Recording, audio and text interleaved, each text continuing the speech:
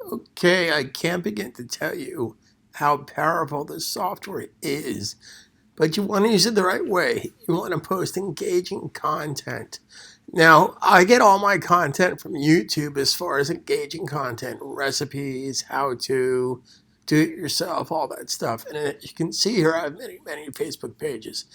I have over 57 Facebook pages. So setting up this software, the first thing you want to do is bring in your Facebook pages. So if you get down here to add Facebook pages, it'll ask you to log into your account, follow the prompts, and once you go back, I'll share with you what happens. So after you do the Facebook login credentials, it'll ask you which one of the pages you want to add to your software. So you basically click that. That takes you to the final page. Now, the unfortunate thing is, if you bring a page in here and you want to bring in more pages, you have to go through that whole process again. But it's easy. Now, here's how the software thinks. They have videos inside of here, but it's a little convoluted. So I'm going to make it very simple. The first thing you want to do after you set up your Facebook pages, the first thing you want to do is set a project. Now, a project is basically you can set whatever Facebook page you want as your default profile. Doesn't matter.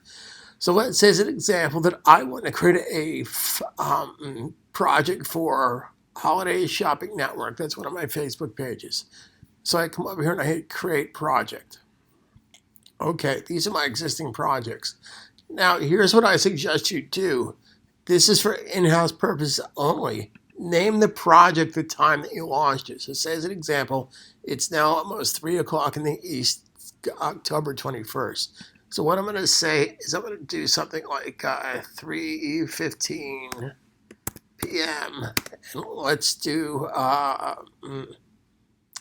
okay. So let's do a holiday shopping haul. Now, what I suggest you do is you set your WordPress page into different categories. Obviously, it's much easier to see. And then we're going to basically bring in a feed, and it's automatically going to bring in posts. This is so cool. This is one of my favorite pieces of software. Okay, so what I suggest you do is exactly what I'm doing here. I'm going to do a article project. That's going to take the articles from your WordPress page. I want to start it today, the 21st at 3:15 p.m. Actually, let's make that 3:20. You have to, if you want to do it right away, you have to give it at least 10 minutes because you need a 10-minute lead time.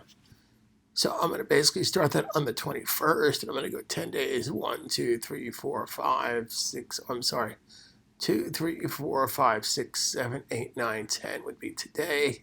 And I want to post this today at 3:20. So I'm going to change this to 3:20. Perfect. So that's the first step. You want to create a project.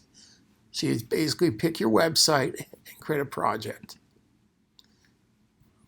Project created successfully. Now we're not finished here.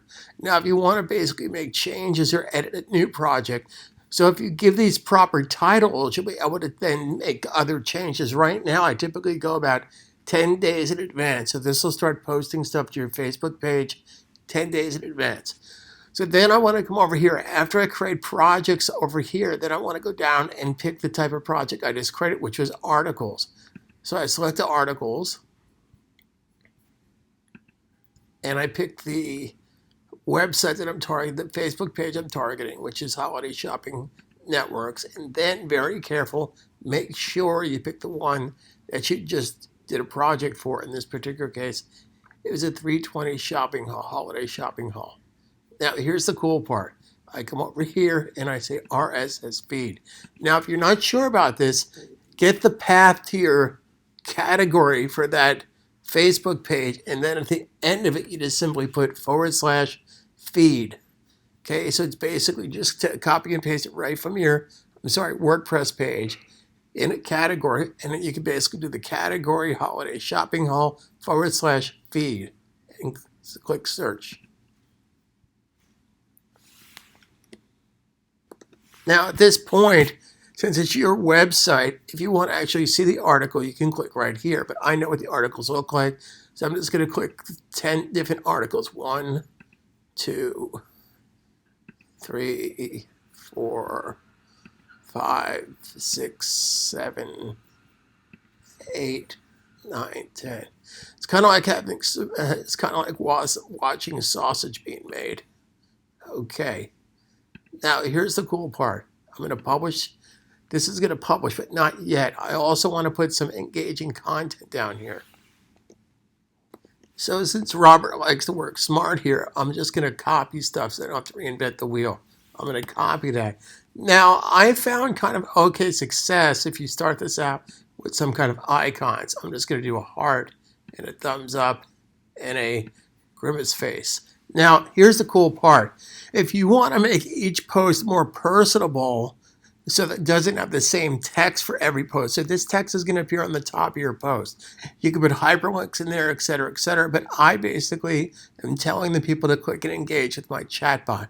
I suggest you do the same thing. So I'm going to paste that into 10 different spots and I'll come right back. Now, the